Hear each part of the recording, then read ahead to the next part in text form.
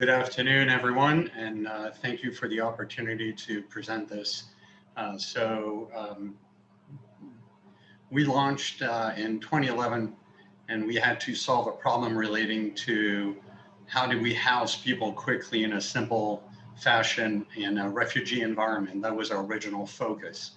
And from there, we had to pivot, and I'll get into that in a moment. But fundamentally, think of us as Lego construction simplicity, but extremely high insulation and thermal transference resistance. So we have a very, very efficient structure as we go along, and it's something that can be taken apart and rebuilt. Next slide, please. Our traction has been fairly good over the last 10 years or so.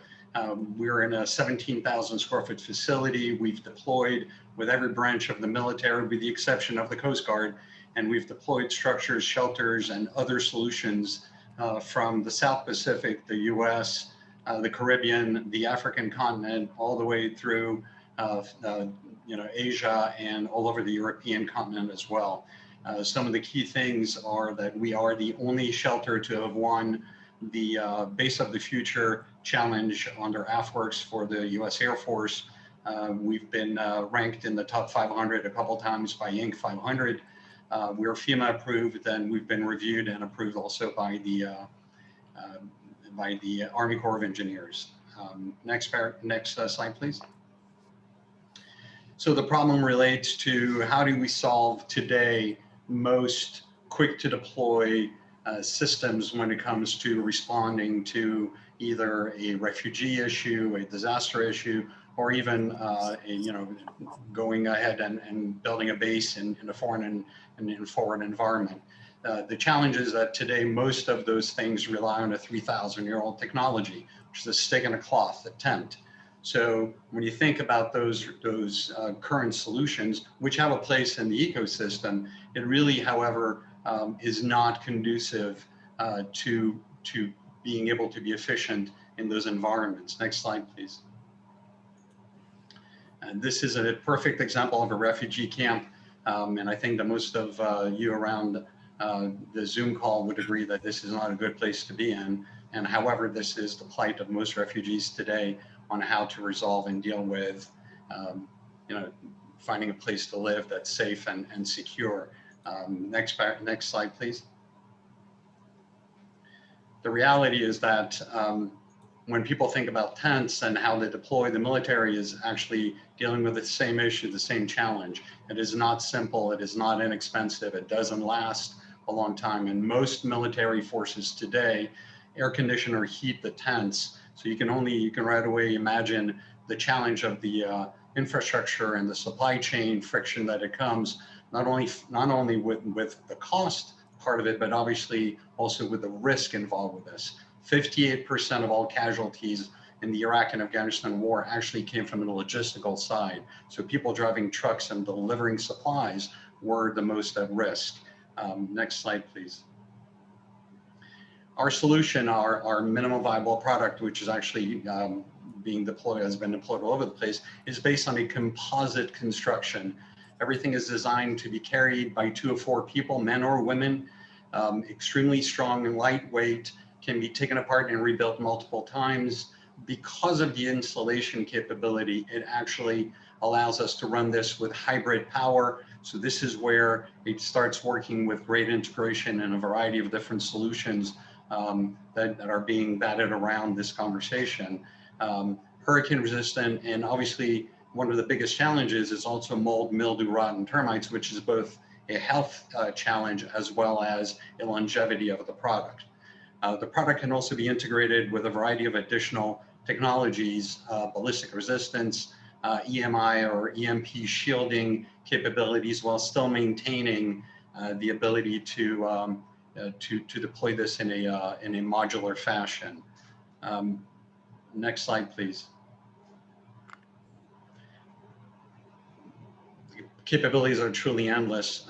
We've been able and fortunate to present and pitch to a lot of different stakeholders from the Pentagon, including the F-35 aviation program for the Marine Corps, which is looking at us into acquiring multiple shelters, already bought 2 specialized shelters in support of the F-35 and turning that into an additional acquisition. Other Marine Corps forces as well, looking right now at acquiring some of our shelters with the shielding so that way they have a tactical skiff in a foreign environment. But obviously it's a box, so the box can be done and applied to a variety of different things, everything from affordable housing to medical to full-on camp deployed in the middle of nowhere, with the benefit that it can be taken apart and rebuilt if needed to. So it can be done in two ways. A, it can be done in a way that you can take it apart and rebuild it, or B, if you need it to keep it there forever, then you build it in that manner. Next slide, please. 30-second warning. Next slide. We incorporate and integrate everything from water to, from sewer to water filtration to hybrid capabilities. Next slide. This is a competitive analysis. It's fairly long, but it goes through our abilities to, and how we compete against other capabilities. Next slide. The team is fairly deep and has a lot of knowledge relating to both the contractual ability, how do we sell to the military, how do we manufacture it, and how do we deploy it. Next slide. We're very fortunate that on a board of advisors, we have recently retired, which is an important thing, 2 stars, 1 stars, and high-level officers that have been very, very instrumental in helping us to deliver our solutions all the way through. Next slide. Right now, we're focused on the U.S. military and the U.S. medical market relating to healthcare deserts. The market is huge, and I'm not going to tell you I'm going to gain 1% of it and whatever. Phase 2, we're looking at how do we take the technology that we've deployed and designed and patented, by the way, into the next level, which is commercializing it with everything from school portables to affordable housing to portable morgues and everything in between. So we're looking at a $5 million investment in tranches, and it can be done as a safe, it can be done as a convertible, and there's a couple different ways that we're willing to look at it. But that's really the story in a nutshell, and I'm welcoming any and all questions.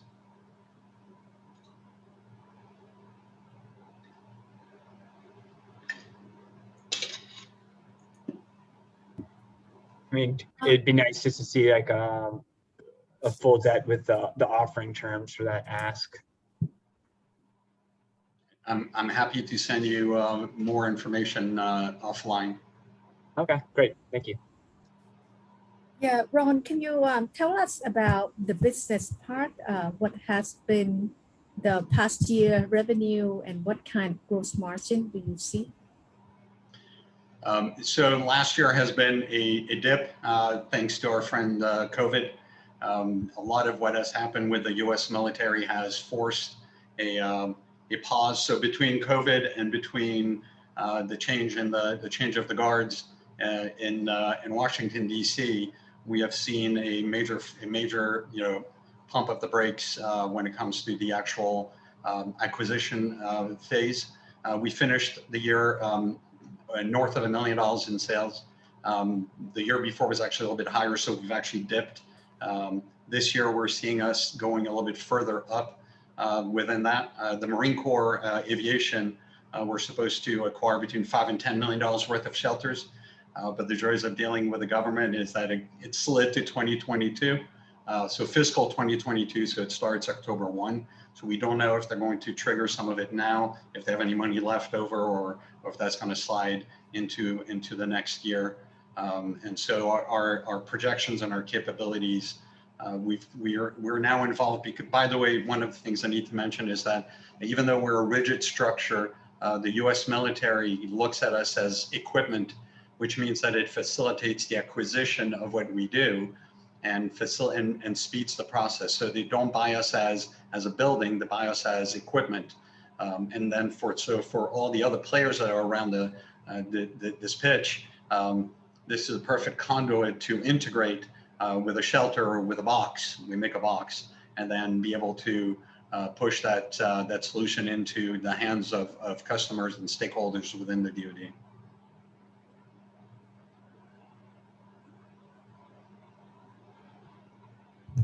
Question for you. As a business model, have you considered not selling the stuff, but using it as more of a lease or a rental or, a box as a service or building as a service? Yes, we have. The unfortunate challenge with that is that it's a very capital intensive on the front end.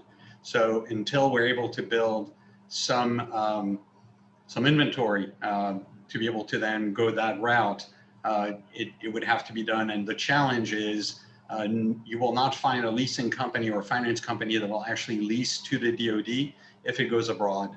So if it's local, if it's CONUS, continental United States, yes. OCONUS, it's a no-go. But we're definitely looking at this also from a healthcare standpoint and creating so FEMA just approached us and wanted to buy 6 of our wheeled medical units, but they wanted them in 72 hours. So I told them, this is not Amazon. My name is not Jeff Bezos, right? I mean, we need to make them for you. They're not sitting in our lot. But if they had been sitting in our lot over a 90-day period of leasing, they actually would have paid for the entire cost of those units, which then could have been put back into circulation and sold or leased. So yes, we definitely want to get into that business, but it requires capital.